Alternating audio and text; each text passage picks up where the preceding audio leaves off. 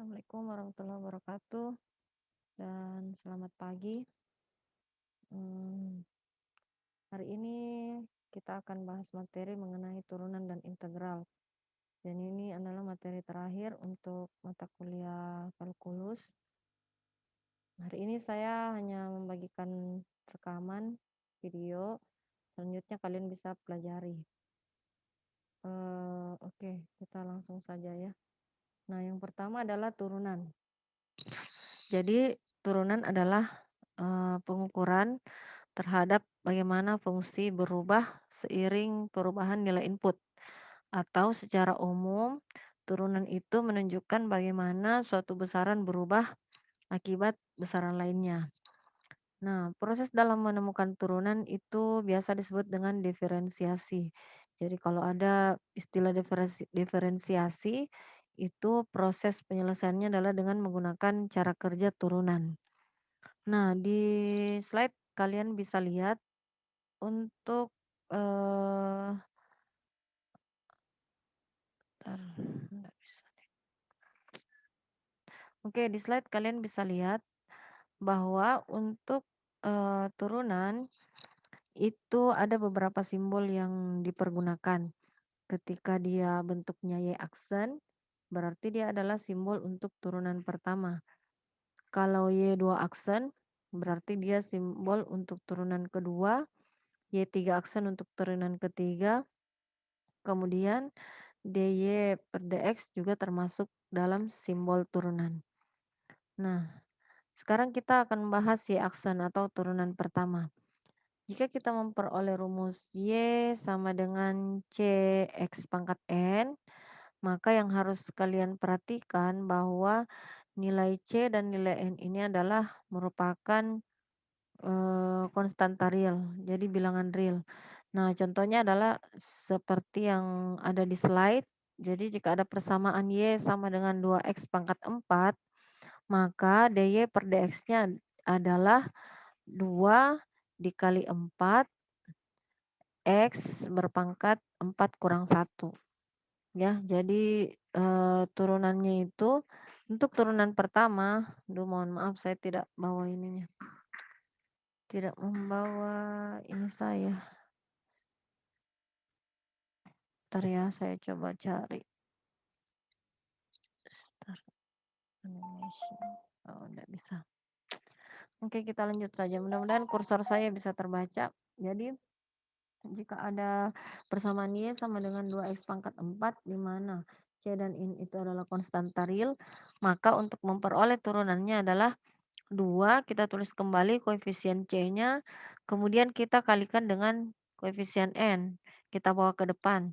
Jadi 4 ini kita turunkan ke bawah, kemudian kita tulis kembali X-nya, pangkatnya adalah N, ya N yaitu 4 dikurang 1. Sehingga hasil akhirnya adalah 2 kali 4, 8, X berpangkat 4 kurang 1 sama dengan 3. Sehingga hasil turunan pertama dari Y sama dengan 2X pangkat 4 adalah 8X pangkat 3. Kemudian jika ada, persamaan yang mengandung 2 variabel X berpangkat dan X yang mengandung koefisien, maka turunannya adalah misalnya di contoh Y sama dengan X pangkat 3 ditambah 2X kuadrat.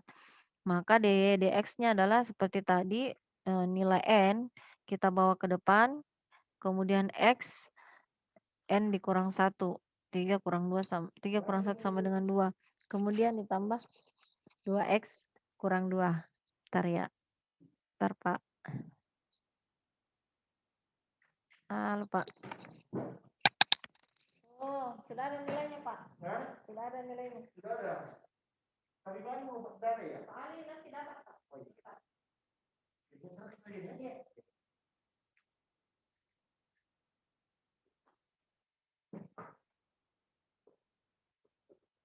Pak, itu tidak ada WhatsApp Pak?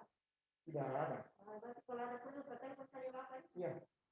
Iya benar. Iya. Ada anak saya tapi saya malas pakai WhatsApp saya. Oh iya Pak. Ini tadi.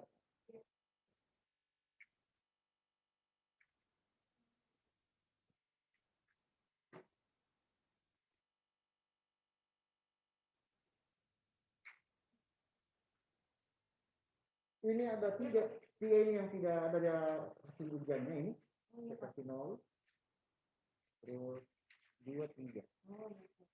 Jadi ini terpaksa saya kasih B saja karena dia menghadiri pertemuan itu hanya kurang lebih 6 kali. Jadi saya mau kasih nilai gimana gitu ya. Iya. Tapi saya pikir ini sudah menyesal menurut saya ini. Oh iya.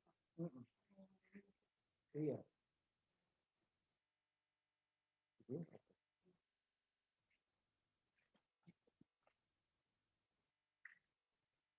Kalau atau saya boleh minta nomor rekening Bapak? Boleh. Karena biasanya kan apa namanya kalau cash kan sekarang Pak pandemi toh kita tidak bertemu. Ini ada nomor rekening saya di sini. Oh iya Pak, saya catat saja itu.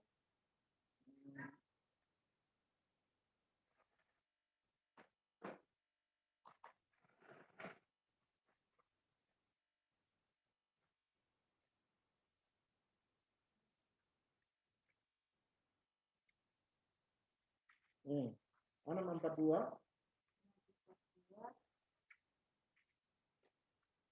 010 280 06 505 BRI. Atas nama Bapak? Ya, sama saya akan disebut saja. 0, sebentar saya mau ulang tadi. Iya. 642 010 28 00 6505. Oke. Jadi serah ini Bu ya? Iya Pak. Oke.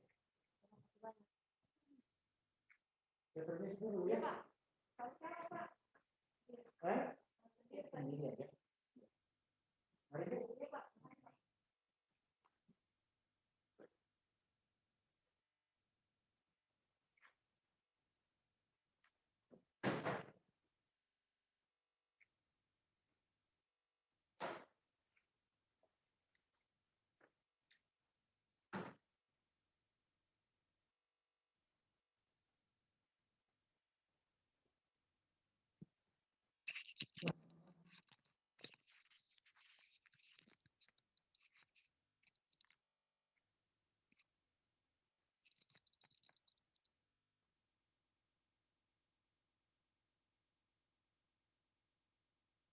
Oke, kita lanjut kembali.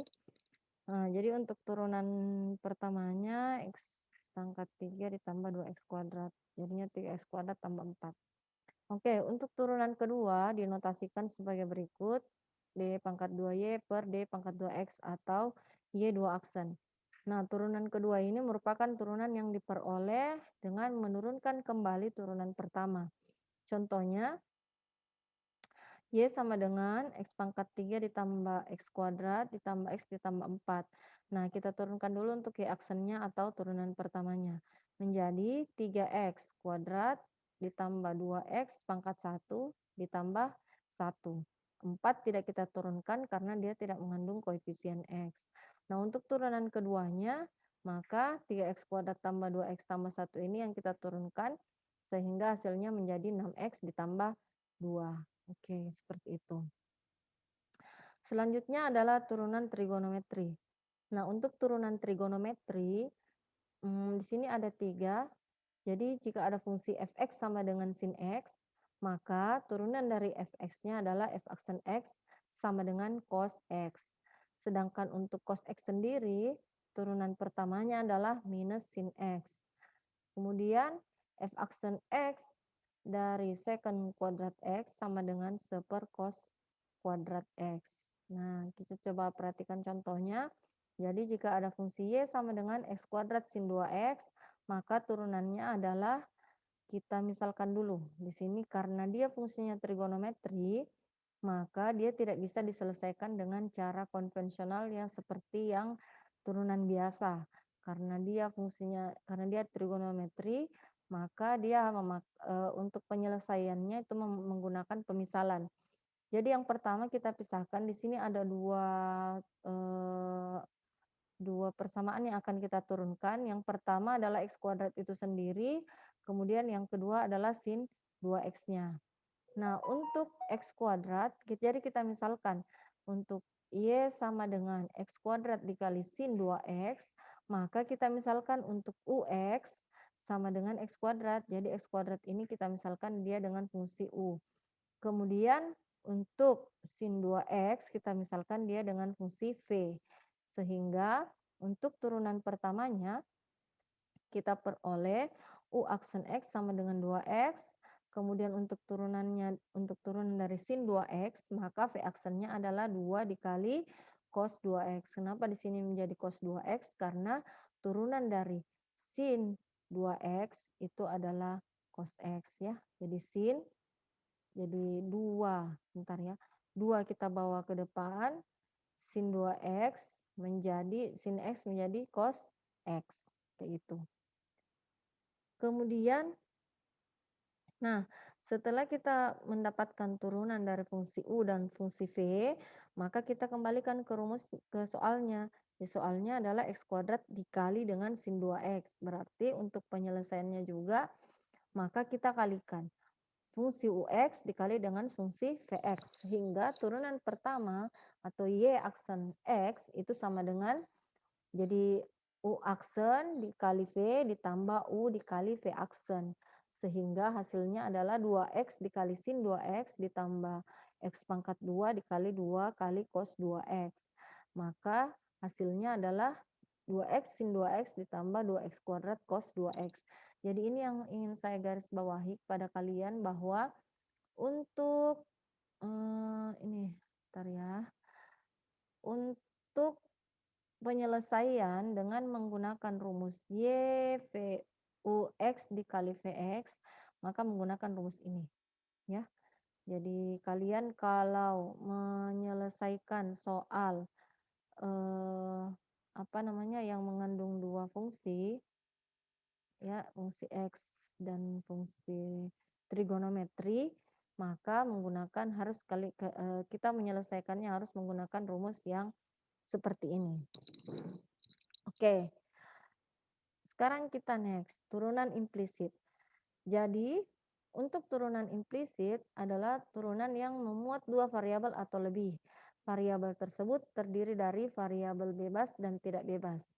Biasanya variabel tersebut dinyatakan dalam X dan Y, di mana variabel X dan Y terletak dalam suatu ruas sehingga tidak dapat dipisahkan. Bentuk umum fungsi implisit adalah secara umum bentuk turunan fungsi implisit adalah fungsi f x y sama dengan 0. Nah, mencari turunan implisit sama dengan mencari solusi bentuk umumnya.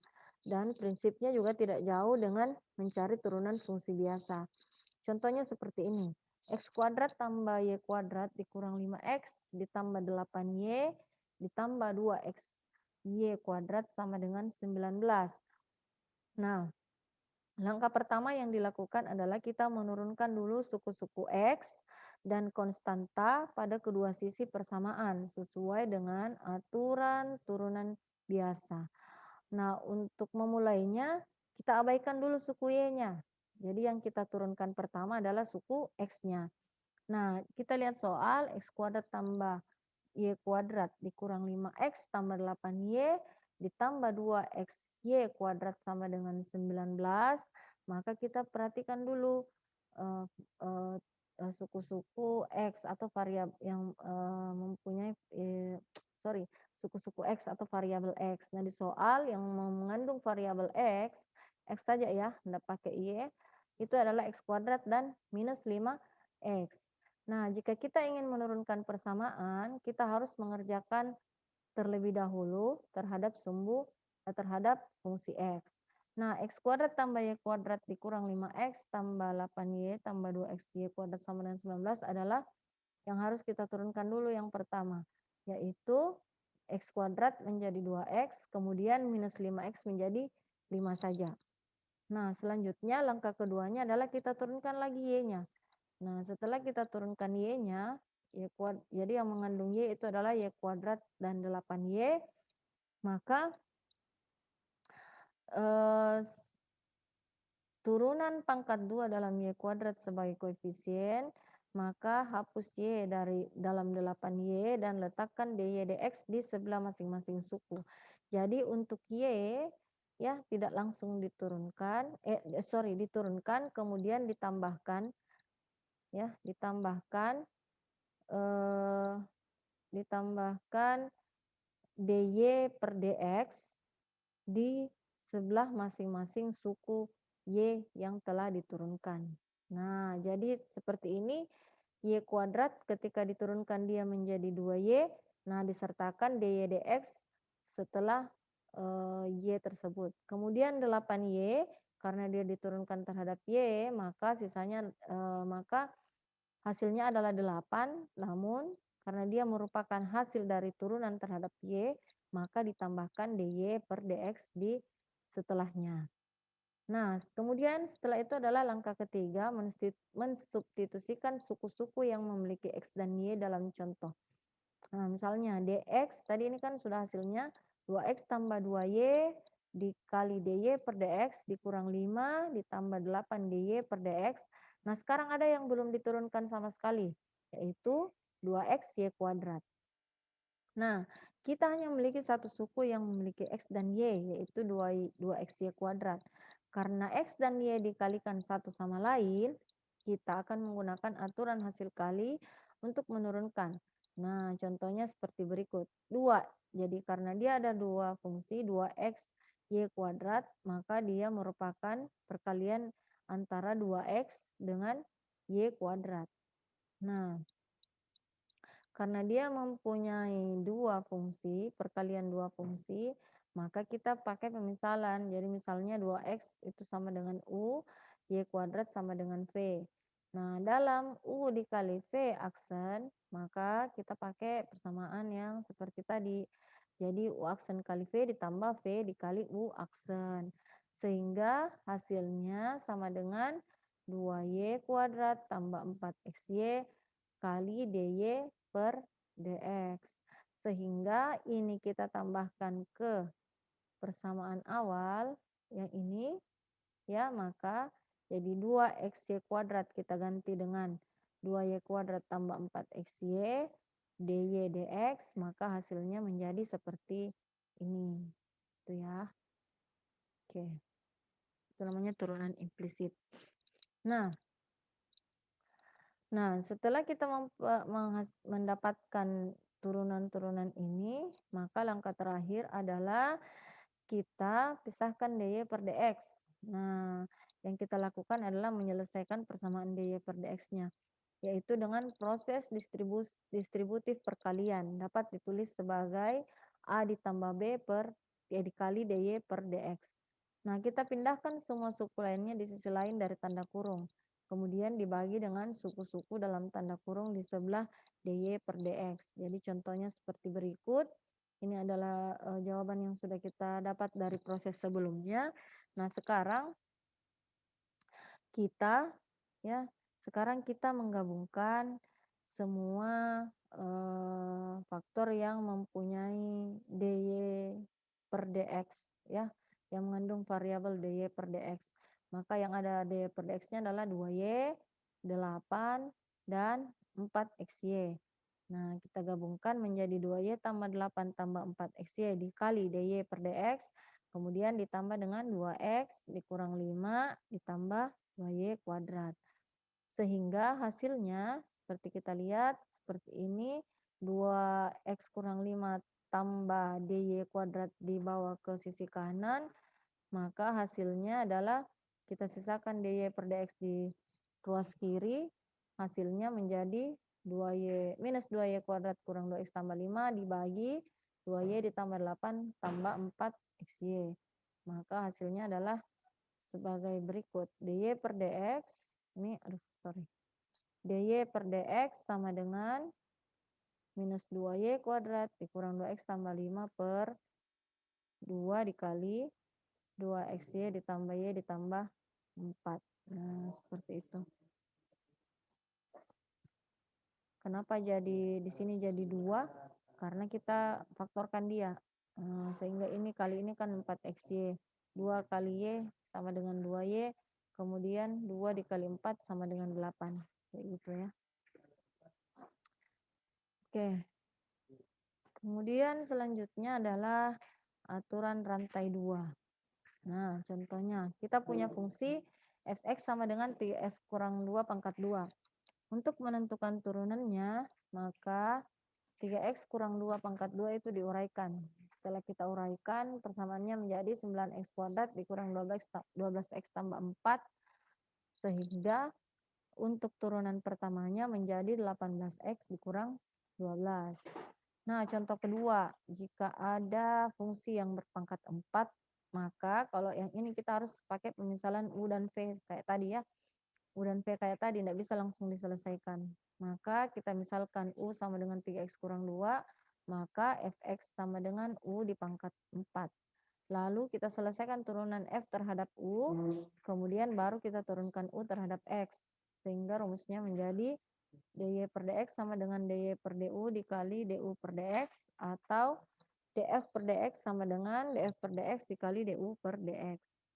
Jadi misalkan seperti ini, coba kita lihat dy per du kali du per dx, maka turunan dari dy per du, ini ya, turunan dari U pangkat 4 adalah D dikali U pangkat 4 per du, dikali D 3x kurang 2 diturunkan terhadap X. Nah, sehingga turunan dari D U pangkat 3 per du menjadi 7U pangkat 3 dikali dengan 3. 3 adalah turunan dari 3x kurang 2. Sehingga hasilnya adalah 21U pangkat 3.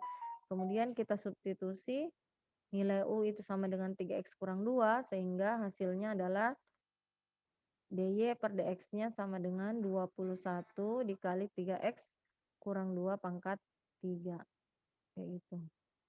Oke. Kemudian kita next. Nah, untuk rumus-rumus turunan, ini sudah dibuatkan resumenya. Jadi untuk A sama dengan konstanta, maka fx sama dengan ax pangkat n. Maka turunan pertama fx, f aksen x sama dengan a dikali n dikali x pangkat n kurang 1. Kemudian fx sama dengan a, maka f aksen x-nya sama dengan 0, karena a itu kan konstanta, tidak ada turunannya terhadap x. Kemudian jika ada fx sama dengan x, maka f aksen x-nya sama dengan 1, karena x itu sama dengan x pangkat 1. Kemudian ini rumusan yang menggunakan jika kita menggunakan dua pemisalan ya, menggunakan fungsi U dan fungsi V. Jadi kalau fungsi fx-nya sama dengan U ditambah V, maka f aksen x-nya adalah U aksen ditambah V aksen. Kalau dia dikurang, tetap dikurang saja. Nah, yang berbeda lah ketika dia dikali. Jika ada dua fungsi U dan fungsi V yang dikalikan, maka turunannya itu menjadi U aksen V, U aksen kali V ditambah V aksen kali U. Sedangkan untuk pembagian, nah pembagian juga berbeda. F aksen X-nya itu adalah U aksen kali V dikurang V aksen kali U dibagi V pangkat 2. Sedangkan untuk F aksen sama dengan U pangkat N, maka ini dinamakan aturan rantai karena F aksen X-nya sama dengan N dikali U pangkat N kurang 1 dikali dengan U aksen. Bentar ya, mengajar. Nah, untuk turunan ini eh, terdapat penerapan turunan di kehidupan sehari-hari. Nah, salah satu konsep turunan yang sering digunakan adalah turunan pertama dan nilai maksimum serta minimum dari fungsi. Konsep turunan pertama fungsi banyak digunakan di masalah kecepatan dengan diketahui fungsi posisinya. Sedangkan untuk konsep nilai maksimum dan nilai minimum fungsi digunakan dalam masalah luas seperti luas tanah dan bangunan, kemudian volume bangun ruang dan ilmu ekonomi. Saya kira di tugas yang lalu mengenai grafik ya, grafik fungsi, nah kalian sudah bisa menentukan yang mana nilai minimum, mana nilai maksimum, dan itu bisa dihitung luasannya dengan menggunakan integral. Jadi setelah kita dapat persamaannya, kemudian kita integralkan, nanti bisa ketemu luasannya, kayak gitu. Nah ini contoh soal. Jadi seorang anak menargetkan seekor burung dengan menggunakan ketapel yang bertengger di sebuah pohon.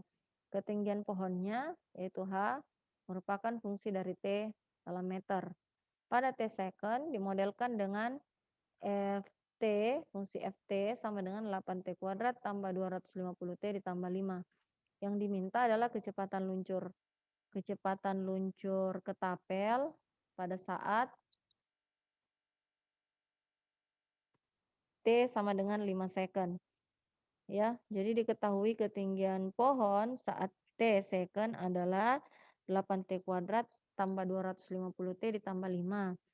Nah, kecepatan luncur peluru ketapel diperoleh turunan pertama dari fungsi ketinggian posisi peluru ketapel, yaitu 8T kuadrat tambah 250T tambah 5 ini kita turunkan dan kita substitusi dengan nilai 5 second sehingga hasilnya adalah 330 meter per second.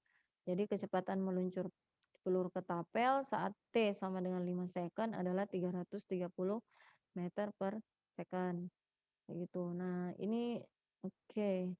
Kemudian ini adalah soal dari turunan yang harus kalian kerjakan. Nanti saya posting di Google Classroom. Itu ya. Oke. Kemudian di slide ini juga membahas mengenai integral. Oke. Jadi kita bahas mengenai integral. Jadi integral ini merupakan kebalikan dari turunan. Jika fx adalah rumus fungsi umum yang bersifat fx, maka f besar x merupakan antiturunannya atau integral dari fungsi f kecil x. Pengintegralan fungsi f kecil x terhadap x dinotasikan sebagai berikut. Jadi integral dari fungsi f kecil x dx sama dengan f besar x ditambah c. Keterangan notasi integral seperti yang kalian lihat di slide, kemudian f kecil aksen adalah fungsi integral, kemudian f besar aksen adalah fungsi integral umum yang bersifat f besar x sama dengan f kecil x, sedangkan c adalah nilai konstanta. Kemudian rumus dasarnya. Rumus dasar dari integral, jika ada integral konstanta a dikali dx, maka nilai integralnya adalah ax ditambah c. Kemudian untuk nilai untuk yang b ada integral x pangkat n dx, maka integralnya adalah 1/n tambah 1 kali x pangkat n ditambah 1 ditambah c. Dengan catatan n itu tidak boleh sama dengan -1. Kenapa bisa? Karena kalau -1 ditambah 1, n pangkat x-nya menjadi x pangkat 0. Kayak gitu ya. Kemudian ini jadinya 1/0. Nggak bisa ya, nggak bisa diselesaikan. Kemudian untuk C, integral tak tentu fungsi trigonometri. Jadi seperti tadi, integral sin x dx itu menjadi minus cos x tambah C. Kemudian integral cos x dx menjadi minus sin x tambah C. Jadi kebalikan dari turunan. Contohnya integral dari 2x kuadrat tambah 4x tambah 8dx. Kalau kita melihat ke rumus, maka kita pakai rumus yang B. Yang B itu menjadi 2/2 ditambah 1 kali X ditambah X berpangkat 2 tambah 1. Kemudian untuk 4X-nya ini menjadi 4/1 tambah 1 X 1 tambah 1. Kemudian 8 menjadi 8/1 kali X 0 tambah 1 gitu ya. Kemudian ditambah C sehingga hasilnya menjadi 2/3 X pangkat 3 ditambah 2X kuadrat tambah 8X tambah C. Kemudian integral 2 sin X tambah cos 4X dx. Maka nilainya adalah minus 2 cos X ditambah 1/4 sin 4X tambah C. Seperti itu. Kemudian itu tadi integral tidak tentu, artinya dia tidak punya batasan. Nah, sekarang kita masuk ke integral tentu. Integral tentu adalah integral dengan batas-batas yang sudah ditentukan dengan dinotasikan sebagai berikut. Jadi ada batas A dan batas B. Integral AB fx dx sama dengan nilai mutlak dari fungsi f besar x A ke B sama dengan f besar B dikurang f besar A. Contohnya, tentukan nilai dari integral 21 4x tambah 4x pangkat 3 ditambah 2x pangkat 3 dx. Nah, sekarang kita selesaikan dulu integralnya dengan menggunakan rumus yang tadi 4 per 3 tambah 1 x pangkat 3 tambah 1 ditambah 2 per 3 tambah 1 4 x pangkat 3 tambah 1 4 dengan batas atas 2 dan batas bawah 1. Nah, setelah itu kita selesaikan dengan memasukkan nilai batas atasnya dulu.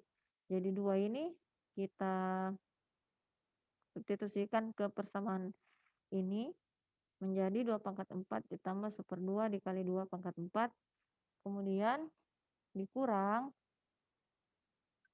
1. Jadi karena dia ini ya, perhatikan rumusnya adalah karena dia soal integralnya tambah, maka berarti dia nilai mutlaknya ditambah. Tetapi ketika diselesaikan dia menjadi pengurangan. Kayak gitu ya, setelah diintegralkan dia jadi pengurangan. Sehingga hasilnya adalah 22/2. Nih.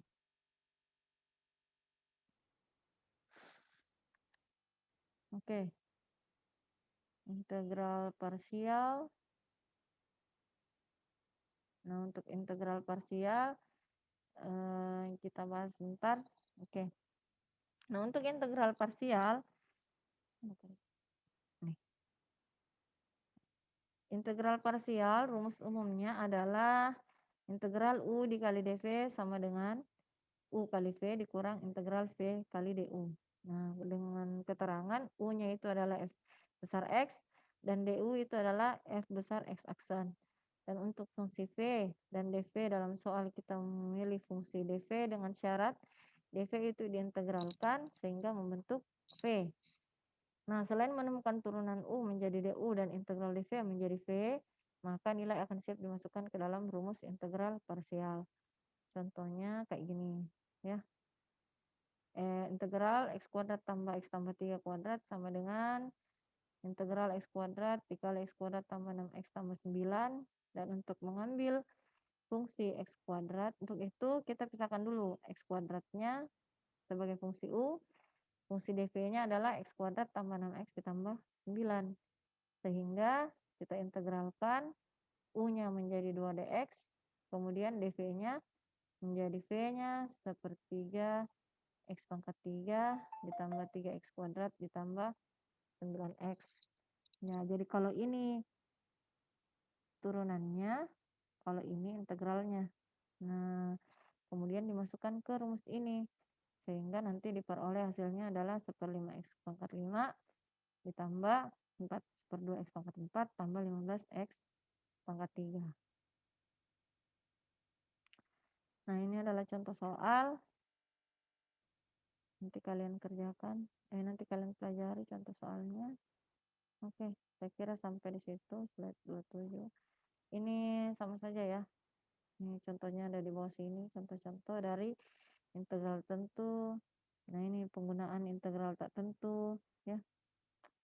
Kemudian nih, ini contoh-contoh soal aplikasi luas sebagai suatu integral. Oke. Saya kira demikian. Nanti kalau ada pertanyaan silahkan komen di Google Classroom. Oke. Nah, untuk tugas juga akan saya kirimkan di Google Classroom. Terima kasih sudah menyimak. Assalamualaikum warahmatullahi wabarakatuh. Oh ya, pelaksanaan final nanti di tanggal, bentar ya. Pelaksanaan final dimulai pada tanggal 4. Jadi nanti finalnya di tanggal 4.